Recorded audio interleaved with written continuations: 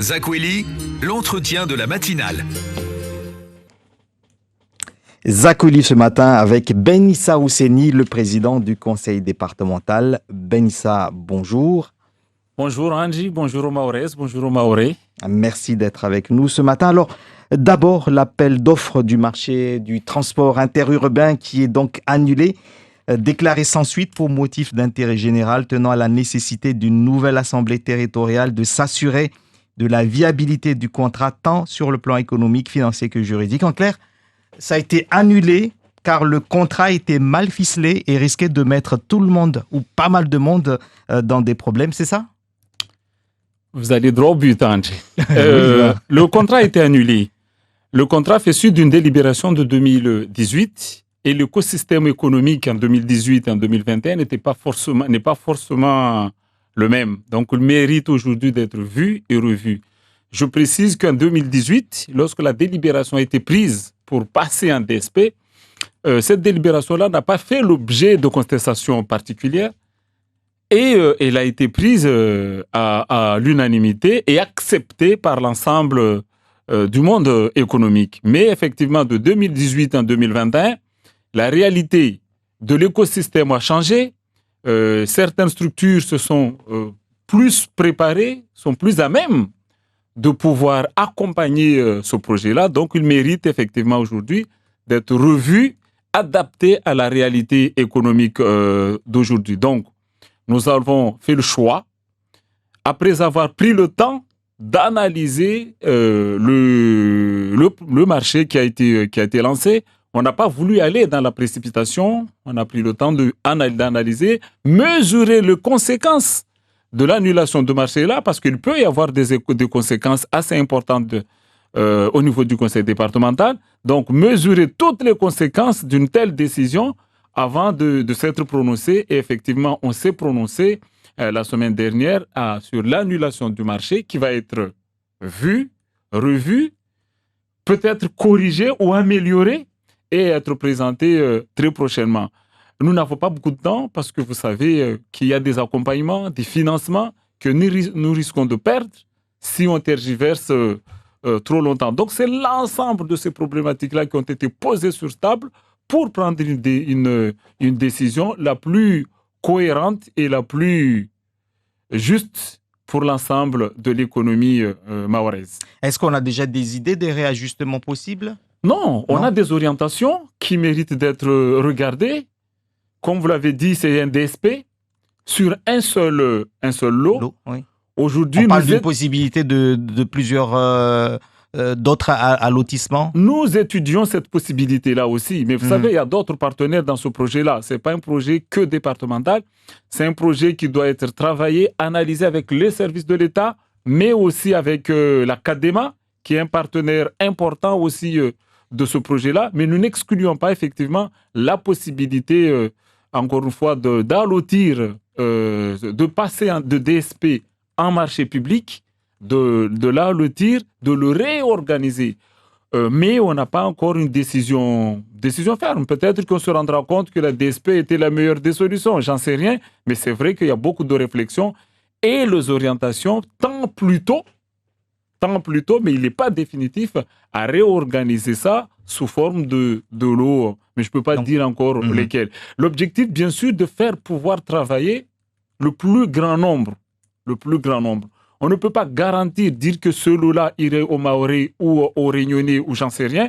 Non, l'objectif, c'est de permettre au plus grand nombre de pouvoir participer à cette opération de marché interurbain. Alors, vous avez parlé tout à l'heure d'avoir mesuré toutes les conséquences. Parmi les conséquences possibles, justement, c'est des sociétés ou des entreprises qui ont répondu à l'appel d'offres et qui ont déjà engagé... On ne va pas les inciter. Non, mais ils ont déjà... Là, vous donnez des orientations. Non, pas du tout. Et je ne voulais exactement pas qu'on entre dedans. Non, mais c'est juste comme ça. Hier, un invité disait là que beaucoup d'entrepreneurs avaient quand même engagé de l'argent avant de répondre au marché. Est-ce que ça ne risque pas de faire réfléchir? Je pense qu'ils ont des conseillers beaucoup plus intelligents que moi pour réfléchir dessus. André, c'est une orientation à laquelle je ne souhaitais pas y aller, mais c'est les risques qui que nous voulons mesurer effectivement avant de prendre des... Quand vous savez que plus de 60 entreprises ont retiré de dossiers, sur ce dossier-là, vous comprenez qu'on ne pouvait pas du jour au lendemain dire on annule tout, on reprend sans mesurer ces causes-là. Si on a pris tout le temps de la réflexion, c'est parce qu'on sait qu'un grand nombre de sociétés ont retiré le dossier et qu'il peut y avoir effectivement des conséquences assez importantes pour le département. Alors, on ne va pas les inciter à aller... Il y aura une autre possibilité, on l'a bien compris. Le MEDEF, mais aussi beaucoup d'acteurs économiques de la grande distribution métier du BTP, ont lancé des alertes sur les risques de pénurie, mais aussi de hausse des prix dans les jours à venir. Et certains disent qu'on y est déjà. Et que voilà, on risque d'avoir d'énormes problèmes à cause de la hausse des tarifications du fret, du faible rotation de navires sur Mayotte, et demande aux autorités de prendre les choses en main. Il demande par exemple la baisse du taux de l'octroi de mer ou sa suspension. Est-ce que vous y réfléchissez? C'est une inquiétude pour l'ensemble du monde économique. On le constate. On a rendu un rapport au ministre qui était venu ici, mais j'ai aussi fait état de la situation très récemment quand j'ai été reçu encore une fois au ministère des Outre-mer. Il y a un problème inquiétant du fret aujourd'hui à Mayotte. Effectivement, une augmentation de tarifs, pas seulement du fret, mais aussi au niveau du port et autres. Ce n'est pas, voilà, il y a des augmentations du fret. Et puis, par ailleurs, il y a une sorte de désintéressement de Mayotte par rapport aux compagnies maritimes aujourd'hui. Donc, il y a un travail à faire, il y a une restructuration du port, une réorganisation du port de notre port de Mayotte qui doit être mis en place pour fluidifier les rotations. Nous sommes en train de travailler sur l'aménagement du quai numéro 1. On réfléchit sur une possibilité de travailler sur peut-être une troisième quai qui doit être mis en place, de faire en sorte que le fret puisse être fluidifié, que les bateaux ne se retrouvent pas en situation de stationnement à Mayotte. Tout ça ne rend pas attractif le port de Mayotte, et nous avons le devoir de rendre attractif de ce port. Vous connaissez l'ambition de Mayotte de faire du port de Mayotte un port d'éclatement. Pour cela, nous devons travailler. Toute cette situation-là, ces petits problèmes-là, rend effectivement le tarif plus élevé, et effectivement, on peut s'orienter sur une hausse des prix. Vous savez comment le monde économique, on répercute tout simplement les hausses de prix sur la consommation finale. Donc, nous travaillons sur un projet portuaire qui rendrait notre port plus attractif et plus dynamique. Et du coup, sur la question de l'octroi de mer, nous sommes en train de réviser, mais attention, nous avons déjà énormément baissé l'octroi de mer. Et l'octroi de mer constitue une source de revenus des mairies. Ce n'est pas le département qui bénéficie. Donc, il ne faut pas non plus arriver à une situation à mettre en danger aussi nos collectivités. Parce qu'il y a eu énormément d'efforts qui ont été faits, des tarifs qui ont été baissés, qui fait qu'aujourd'hui, on est dans une situation aussi très critique à mettre en difficulté les collectivités. Néanmoins, pas plus tard qu'hier, le dossier de l'octroi de mer a été posé sur une table. Nous allons travailler ligne par ligne, produit par produit, nomenclature par nomenclature, sur ce qui peut être encore fait à Mayotte. Nous, ce que nous regrettons, en premier lieu, c'est que souvent, les efforts du département ne se traduisent pas par une baisse à l'étalage. Et ça, c'est un vrai problème ici. Et j'en appelle à la responsabilité de ces distributeurs sur cet aspect-là. Vous savez, Ange, par exemple, l'électroménager, la petite électroménager, nous avons fait un effort substantiel pour les exonérer de l'octroi de mer. Est-ce que ça a été traduit par une baisse à l'étalage? Non. On le constate, le petit électroménager, le réfrigérateur, le machine à laver qu'on a mis en place, qui sont devenus aujourd'hui des produits de première nécessité, ne payent pratiquement plus d'octroi de mer.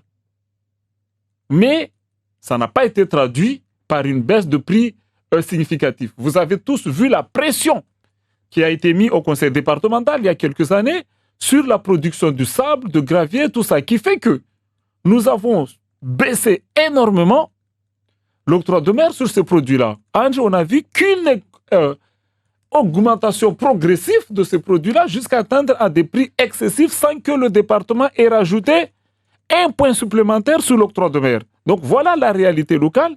Il faut aussi que le monde économique, les distributeurs, répercutent aussi les efforts que le département fait. Répercute, voilà. Vous avez parlé tout à l'heure de le fait que la hausse des prix, l'exploitation du port doit être améliorée, etc. Mais la situation globale, la situation mondiale fait, à cause de ce problème sanitaire, fait que les hausses des tarifs ne sont pas liées à l'exploitation du port. C'est un problème mondial et qui est en train de se répercuter automatiquement sur Mayotte également. Donc, c'est une problématique beaucoup plus globale. Ce n'est pas simplement lié à l'exploitation du port. Je suis d'accord avec vous. Il y a des problèmes de conjoncture économique mondiale due à la crise sanitaire, effectivement. Mais nous avons aussi, nous n'avons pas beaucoup de poids pour travailler sur cette conjoncture internationale. La crise sanitaire est là, elle impacte l'économie mondiale, mais nous avons, nous, le pouvoir de travailler ce qui est aujourd'hui chez nous. Et dans les différentes revendications, plaintes du monde économique, il y a aussi cet aspect aujourd'hui de la gestion portuaire chez nous, les fluctuations des tarifs, qui fait aussi, il y a deux éléments importants que nous devons travailler ici chez nous, c'est les fluctuations de tarifs, et aussi le temps de stationnement des bateaux. Voilà, ça nous concerne ici chez nous. Nous allons faire un travail là-dessus pour améliorer tout ça. Après, sur la conjoncture internationale, effectivement, nous comptons sur le gouvernement pour mettre la pression sur les compagnies maritimes pour essayer de desservir. Là, le dossier a été posé sur la table des ministres et nous comptons sur eux pour mettre la pression sur ces compagnies pour améliorer la desserte ici, je ne sais plus, c'est là où le desserte ici chez nous à Mayotte. Il y a aussi également, hier, le MEDEF qui réclamait la facilité de commercer avec la région, avec l'île Maurice par exemple, pour amener de l'eau, ça coûterait moins cher que de commander de l'eau en métropole ou ailleurs, ou peut-être dans la région. Madagascar, il y a également la Tanzanie, Mozambique. Pourquoi est-ce que ce n'est pas le moment là, dans cette situation-là, de faciliter ce commerce régional? C'est un travail de longue haleine que nous menons. Vous savez, on a mis en place le développement, la coopération économique dans ce sens-là. On était dans une coopération régionale plus large il y a quelques années. Nous sommes revenus beaucoup sur la coopération économique. Le problème qu'il y a aujourd'hui avec ces échanges-là, c'est un problème lié aux normes qui ne répondent pas forcément. Nous ne sommes pas sur les mêmes normes que nos voisins. Mais effectivement, nous encourageons et nous appuyons beaucoup les entreprises qui cherchent justement à travailler dans ce domaine, en respectant bien sûr nos normes européennes, qui ne sont pas ceux qui sont respectés par nos voisins le plus direct, notamment en matière d'alimentation. Ce n'est pas forcément évident. Vous savez, depuis plusieurs années, nous travaillons sur la production malgache pour le faire rentrer ici à Mayotte, parce que c'est ce qui coûterait le moins cher. Et nous sommes confrontés à ce problème-là. Nous les accompagnons par moment, les producteurs de l'autre côté de l'océan. Nous accompagnons pour essayer de rentrer de plus en plus dans nos normes, nous, en tout cas dans la norme européenne, mais ce n'est pas un travail d'un jour. Mais ce travail-là doit être fait et nous organisons aussi pour élargir l'ensemble du marché mahorais au marché régional. Je finirai d'abord ce Zakoli par les embouteillages. Président, vous avez vu ce matin encore, comme tous les matins d'ailleurs, les problèmes d'embouteillage. Et alors, il était question récemment d'une desserte maritime au conseil départemental, de vedettes rapides ou peut-être des quais de barge dans certaines communes. Est-ce que ça peut se faire assez rapidement? Parce que j'ai cru savoir qu'il va y avoir des solutions à court terme avant d'attendre peut-être le contournement ou d'autres projets beaucoup plus ambitieux pour Mayotte. C'est l'étude actuelle. C'est l'étude le plus travaillée là en ce moment avec nos différents partenaires des intercommunalités, que ce soit l'Académa ou l'Interconor. C'est effectivement travailler plus sur la partie maritime qui semble être la solution la plus rapide qui pourrait être mise en place. Une ligne maritime qui partirait de la zone d'Embeni et une autre qui partirait de de la commune de Banrabois ou la commune de Congo qui descendrait vers Mamoudzou. C'est une étude que nous avons mis en place. Le projet de la Cadema est beaucoup plus avancé que celui du Nord, mais nous sommes attentifs. Et avec les partenaires... Ce sera des barges ou ce seront des vedettes rapides? Moi, je souhaiterais que ce soit quelque chose de plus rapide. Vous savez, ça intéresserait les Mahorais si on peut réellement faire... Si c'est pour faire autant de temps que s'ils sont en voiture dans les embouteillages, ça ne servira à rien. Donc, moi, voilà, on appuie sur un mode de transport plus rapide qui pourrait faire des Mbeni-Mamoudzou à une quinzaine de minutes maximum, ou bien de Longoni-Mamoudzou à une vingtaine de minutes maximum. Voilà à peu près les orientations à ce niveau-là, mais c'est une étude qui est très appuyée au niveau du conseil départemental. Merci à vous, Ben Issa Ouseni, d'avoir été l'invité.